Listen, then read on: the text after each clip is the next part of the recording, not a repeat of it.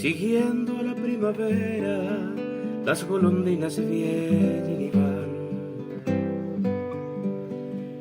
Engolla un tibio nido de barro y paja, siempre han de hallar. Oscura estrella fugaz, cruzando la inmensidad.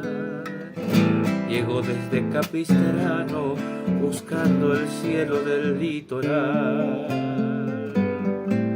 Viajera que detendrá su vuelo para anidar un puraje y correntino a las orillas del Paraná.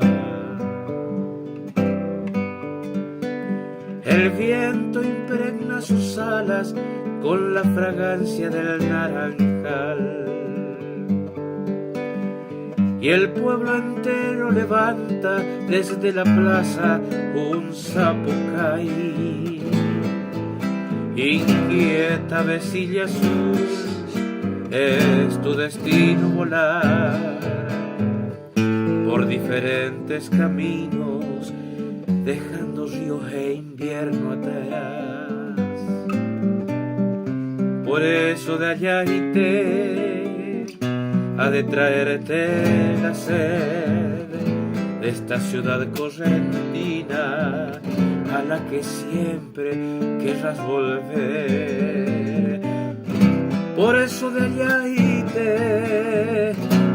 ha de traerte la sed de esta ciudad correntina a la que siempre querrás volver.